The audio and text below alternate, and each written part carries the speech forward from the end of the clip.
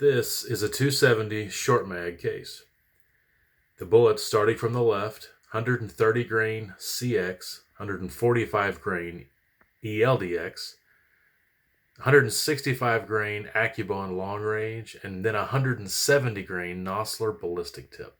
Now going back to 1925, all 270 calibers, so the 270 Winchester, the 270 Weatherby, and then the 270 Winchester Short Magnum, have a 1 in 10 twist.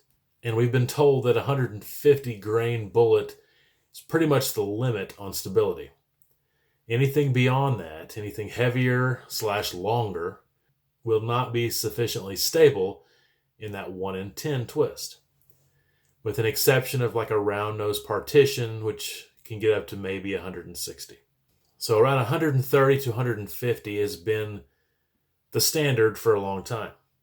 Now, myself and 2 other YouTubers that I know of have made videos on this 165 grain AccuBond long range bullet.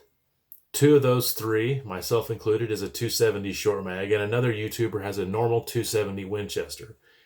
And in all 3 cases, the bullet stabilized, produced accurate groups, and had no instability issues at all. The elevation of those 3 YouTubers, around 4,000, 1900 and 1400, which is where I'm at.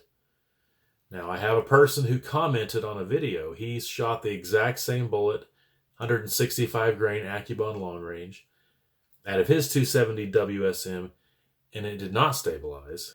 It did not stabilize, and it shot egg-shaped holes, kind of a keyhole-like bullet pattern. I asked him what his elevation was, and it was 36 feet above sea level. So elevation does seem to play a role. Well, today we're going to see if the 170 grain Nosler Ballistic Tip will stabilize in my WSM. Now, the temperature today is around 63 degrees, and I am at 1400 elevation. So you can probably tell it's a little shorter than the AccuBond long range, even though it's 5 grains heavier because of the profile of the ogive. It actually has a BC lower than the AccuBond long range. The 170 grain Nosler Ballistic Tip is similar in BC to the 145 grain ELDX. So I would think it should shoot fine.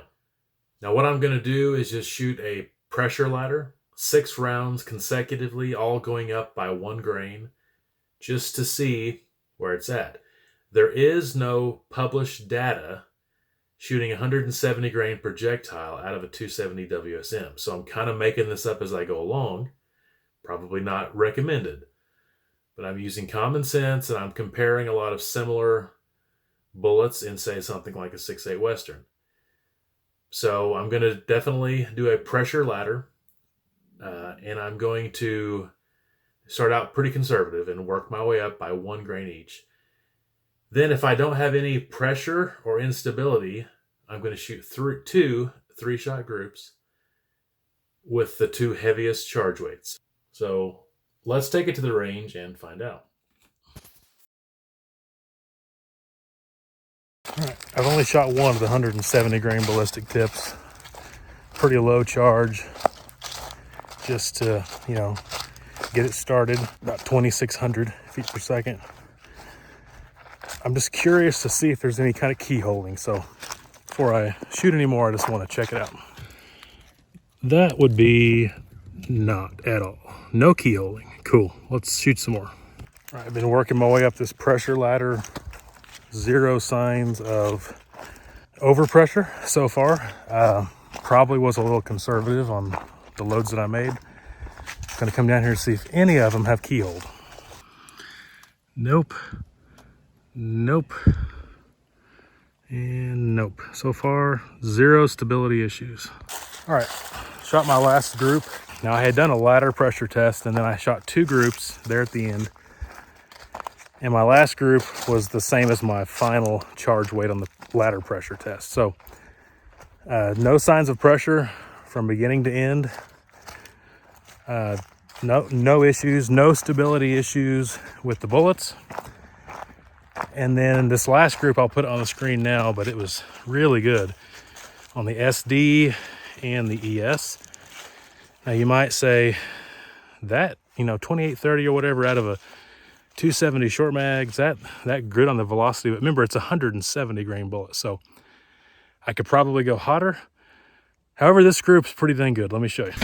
All right, so another sign of instability would be groups that just start slinging everywhere, and that is a minute of angle group with a 170 grain bullet and a 1 in 10 twist 270 WSM. No issues whatsoever, so I am thrilled with that.